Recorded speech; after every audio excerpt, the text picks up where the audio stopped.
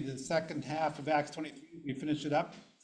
Mysterious, masterful, and magnificent. And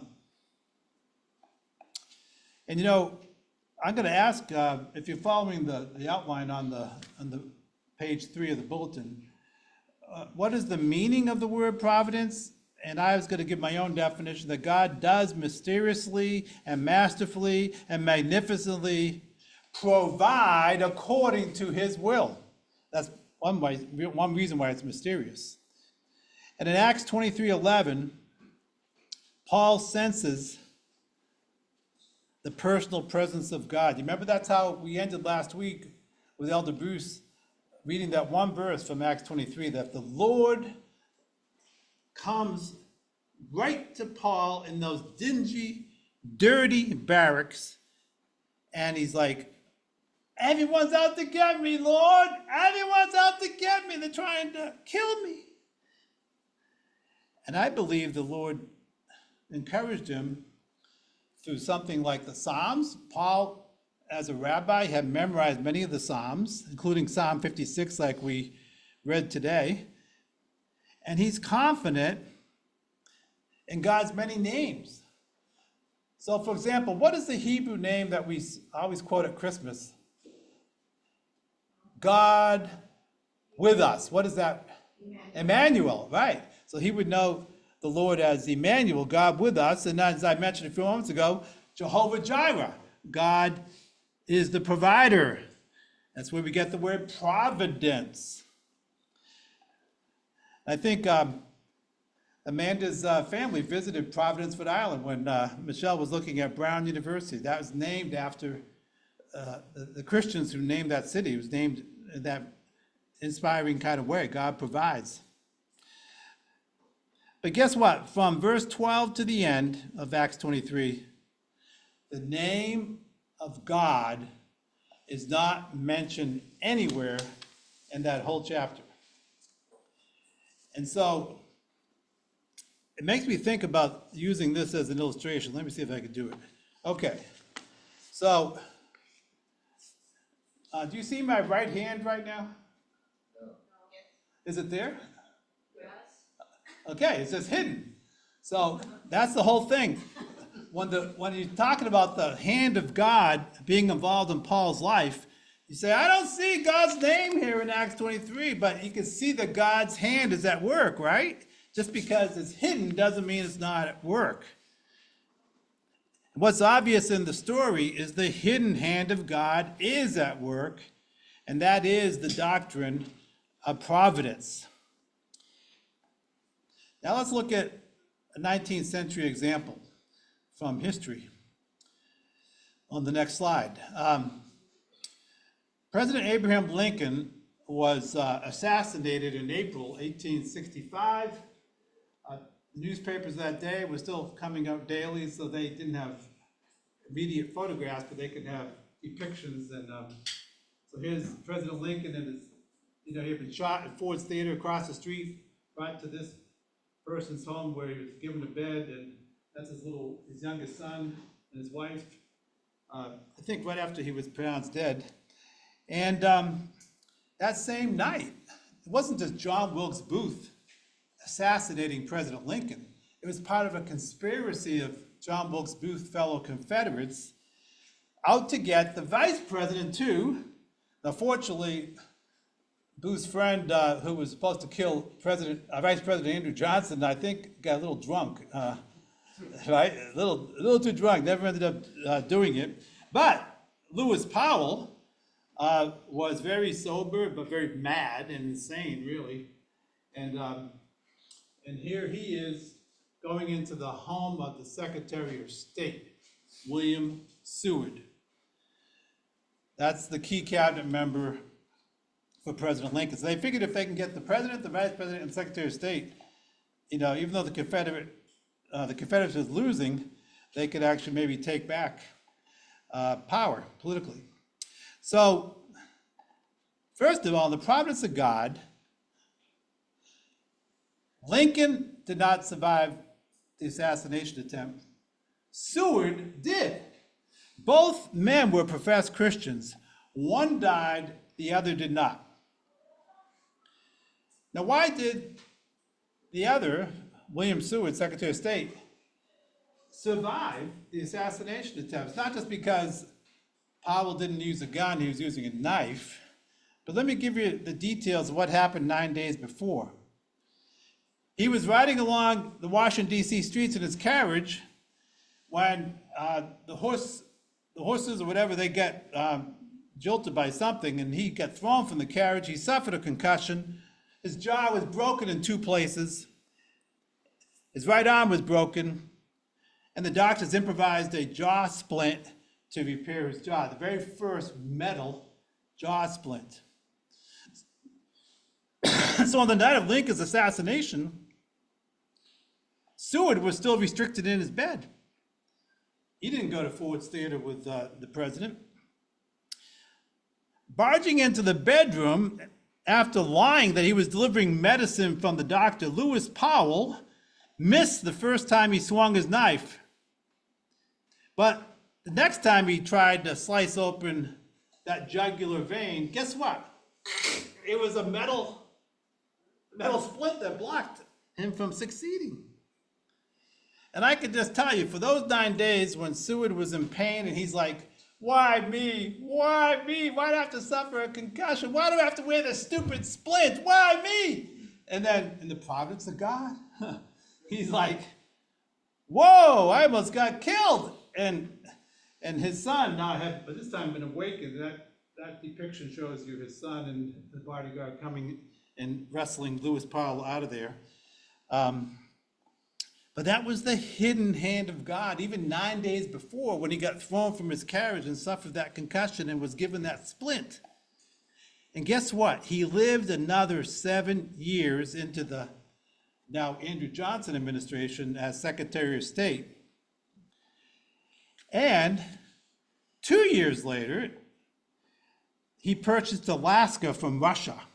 And everyone was making fun of Seward. They called Alaska Seward's Folly, because no gold had been discovered yet, no oil had been discovered yet.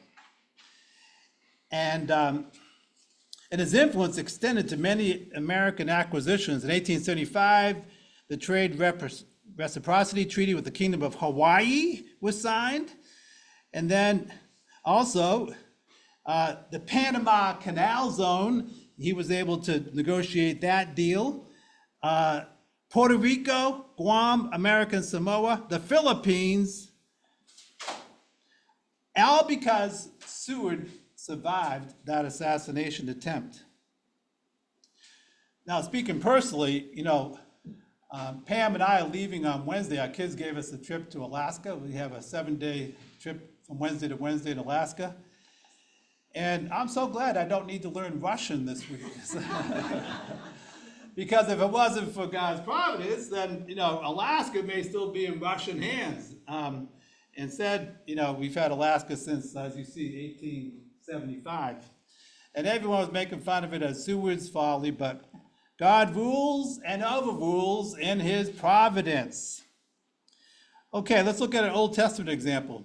In ancient Persia, Esther, you may have read her book. I said Acts 23, second half, doesn't even mention the name of God. The whole book of Esther doesn't mention the name of God. Why is that in the Bible? Because again, the hidden hand of God is still at work. And what happens is, the story, if you've read the story, some of you have even seen it depicted at Sight and Sound in Lancaster, Pennsylvania.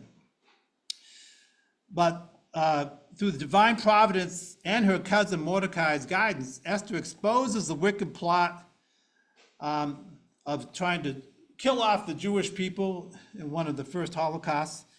And this revelation led to Haman's downfall, the Jews' deliverance, celebrated annually as Purim.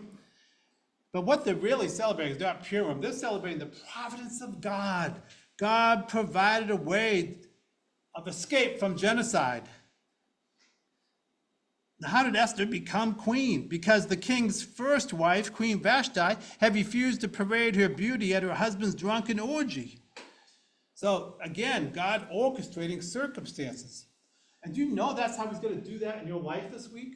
Do you know that's how he did it in your life this past week? You're sitting here because you didn't get hit by a car on Main Street, Newark, that happened just recently to a University of Delaware student and others who were injured.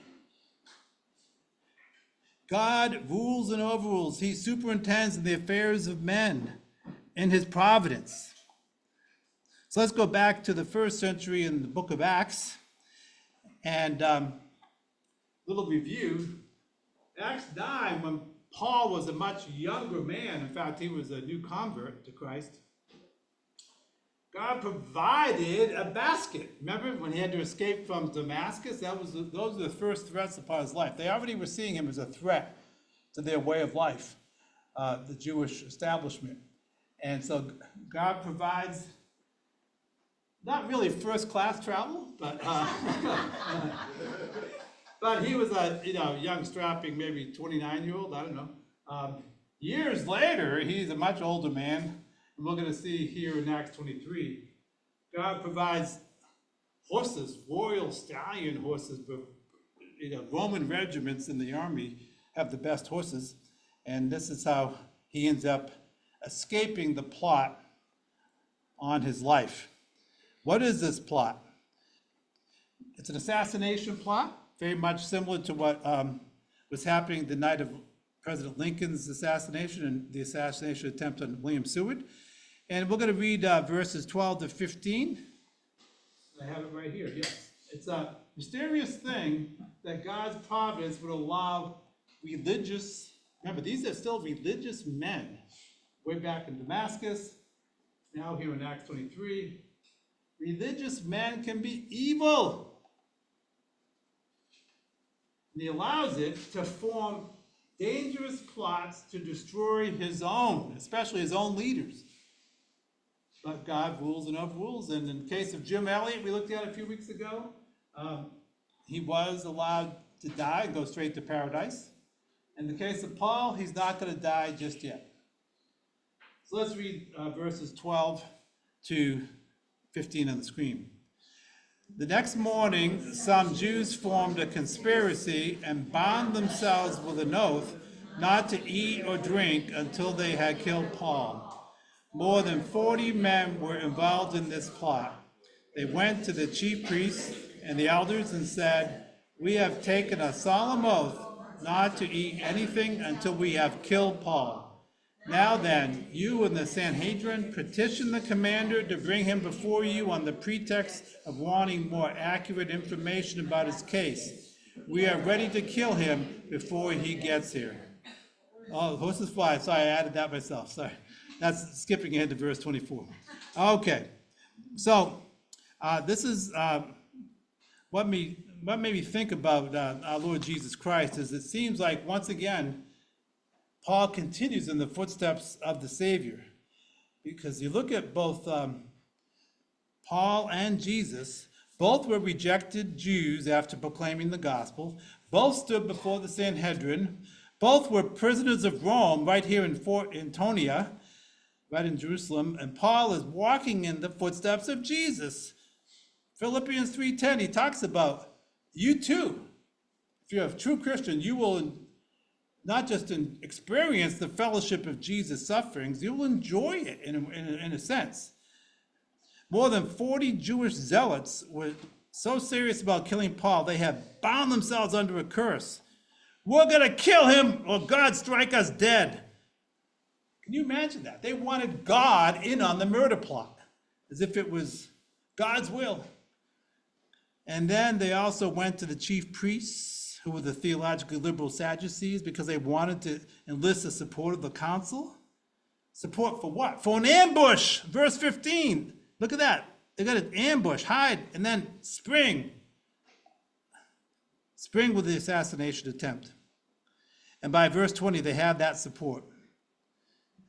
Meanwhile, Paul is back at the barracks, maybe in chains. Yeah, he's in chains. I saw that picture that the artist depicted in he's languishing and he's feeling lonely. But God, in verse 11, remember that? Last week, God is never nearer than when we cannot see his face. He is never closer than when we do not hear his voice.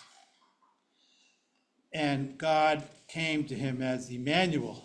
The Lord is with us, with him. So Providence allows religious but evil men to form dangerous plots to destroy his own. But secondly, we move from the mysterious part of Providence to the masterful part of Providence, with God coordinating and superintending each of these details. Let's move to that. Verse 16. Next slide, please. And this is where God's providence ensures that such plots will be found out. Yeah, they might be formed on the part of evil men, but they're found out through ordinary ways. God can use ordinary ways, such as members of your own family. We saw that with Esther. Remember, it was her cousin Mordecai. And now we're going to see it with Paul's family here in verse 16 of chapter 23. Let's read it together. But when the son of Paul's sister heard of this plot, he went into the barracks and told Paul. Wow. So I don't know why God allowed no family member of President Lincoln about the plot to kill him. But he did allow the son of William Seward to find out, at least with that commotion in the house that night. And in this case, hearing about 40 terrorists about to assassinate in ambush the Apostle Paul, his nephew, does he live in Jerusalem? I mean, we didn't even know anything about Paul's family, really, in the rest of the New Testament. What's going on here? Was he a future rabbinical student like his uncle Paul was, right there in Jerusalem? Did Paul's sister really care about her brother, even though his family had probably disinherited him after his conversion to Christ? Had she herself been converted?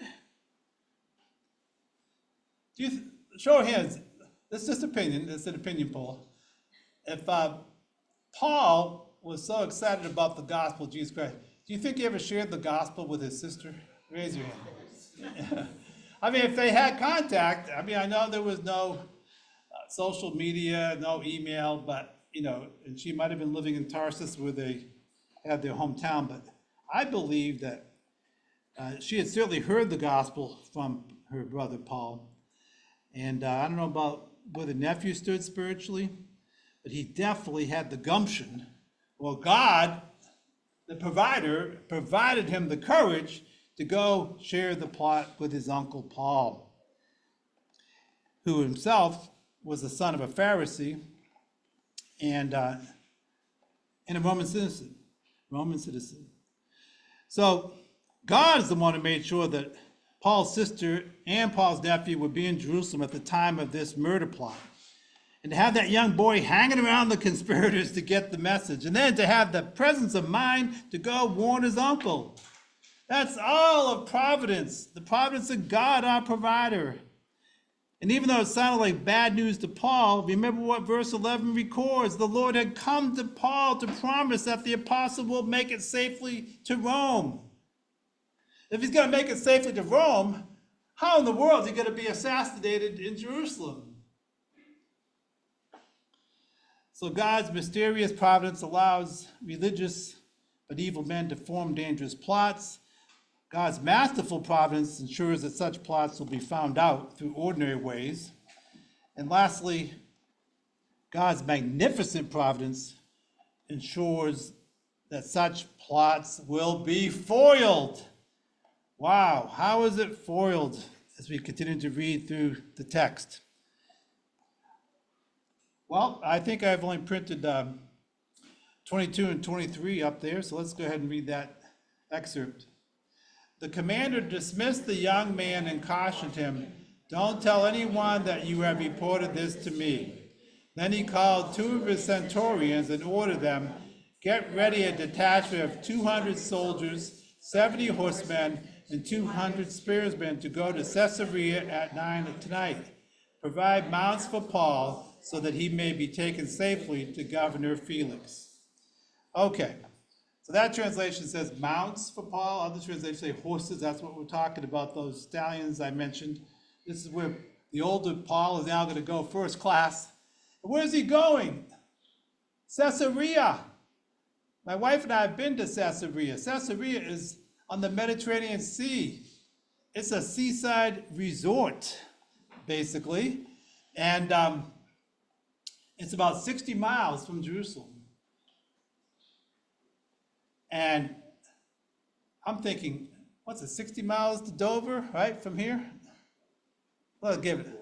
Okay, but let's say if we want to go see the governor's mansion, it'd be 60 miles planning, and they're planning this at 9 o'clock at night because they want to do this before the assassination plot supposed to take place in the morning, be executed.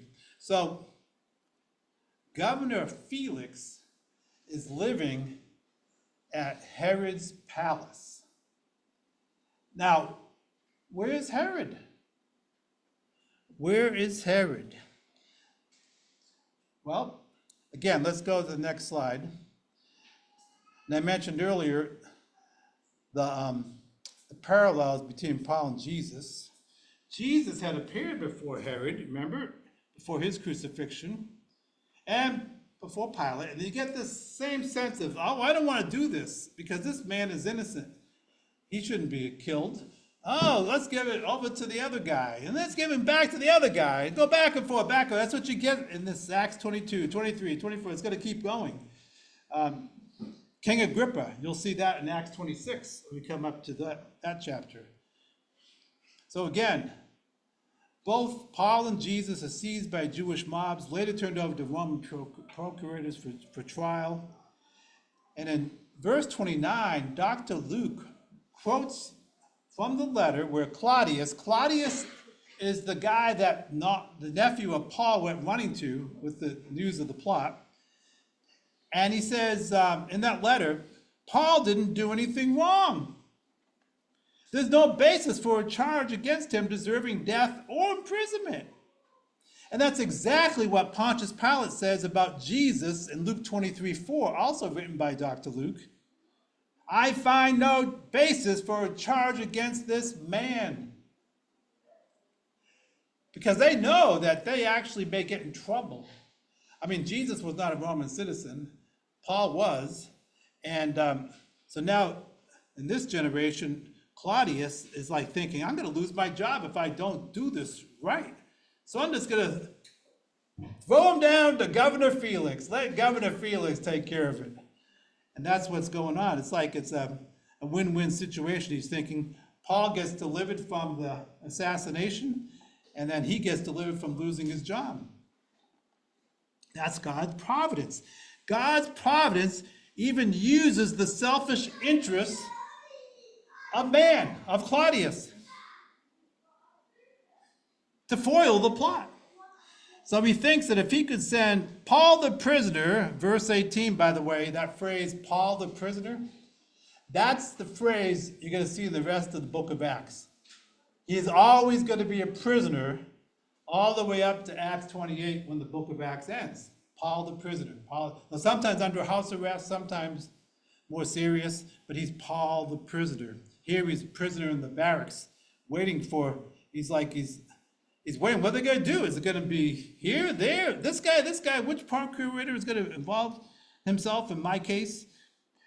And Paul the prisoner ends up getting an escort of 200 soldiers plus 70 cavalry. That's the soldiers on horseback. Plus they give him a stallion. So they depart Jerusalem at 9 o'clock at night. And he heads to Caesarea. Now, by the way, when I quote from Luke, both of Luke 23 and Acts 23, it reminds me of Peter in his epistle says, if you're going to suffer, let it be as a Christian. Don't let it be as a criminal. So here's Paul suffering as a Christian. He did nothing wrong. Was he on trial for being a thief? For cheating on the Roman Empire's tax system? for adultery? No, he's done nothing wrong in the human sense. So he's suffering as a Christian. Okay, so let's see how Acts 23 ends. Next slide.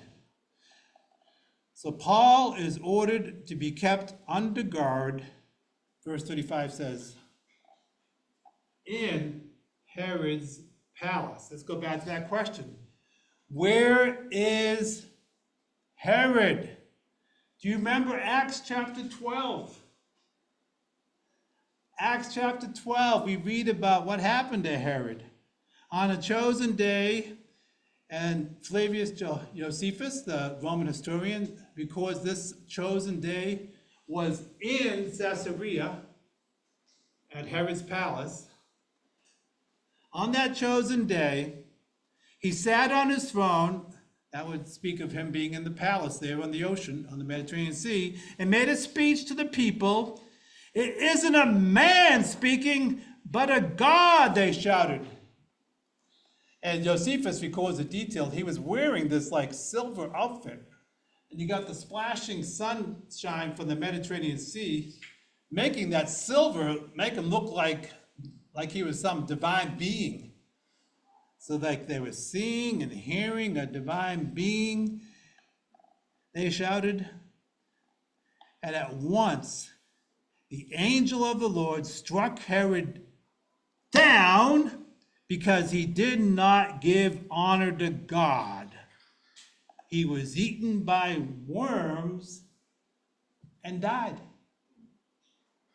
That's why the palace is empty. Now it may be occupied by Governor Felix now, but King Herod built that palace for himself because he believed all the media puff pieces that said he was a god. And isn't that the way of God, our provider? The day began for Paul finding out right after Jesus had given the promise. No, you're going to make it to Rome. You're going to get to Rome. You'll get to Rome. That's a promise. And then hearing about an assassination plot that he's not going to get to Rome because he's going to be killed by 40 terrorists. And the day ends with him sleeping at Herod's palace. God has a sense of humor. And like I said, he wanted this older Paul, and I'm getting older now too. I don't want to travel in a basket over a wall. It's like, he's like, yeah, this is pretty good. God, you got me through the 24 hours, and now I'll have my case heard here, and if I don't have it successfully completed here, maybe I can appeal to Emperor Nero. That's who the emperor was in Rome, because I'm a Roman citizen.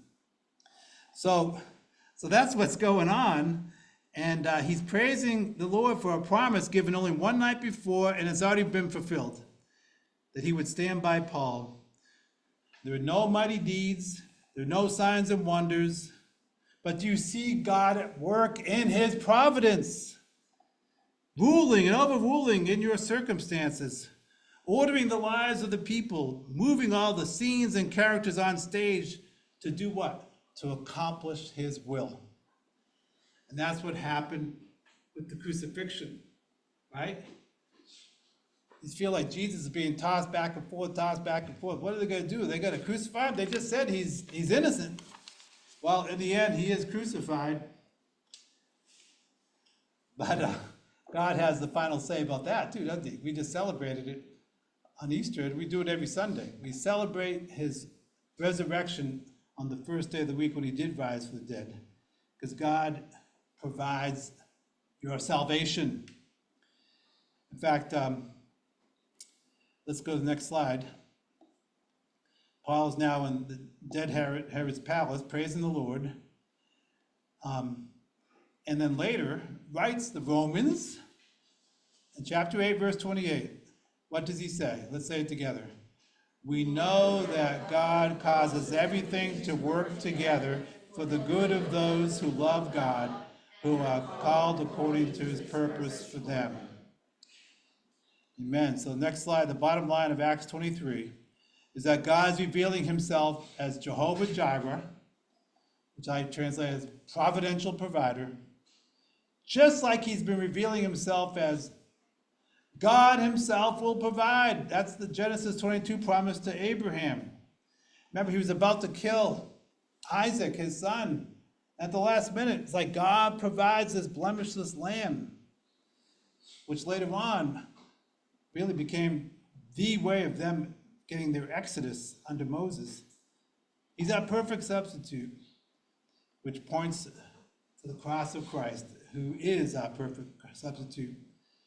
And we're going to have communion now as we really think about this, as when we take of the bread and we drink of the cup, it's God himself providing the perfect sacrifice through the perfect substitute.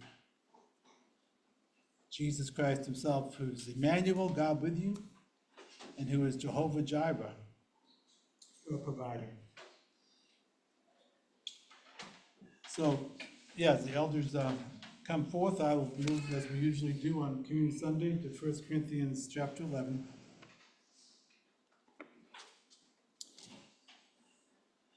And we did do this twice in April because we also had communion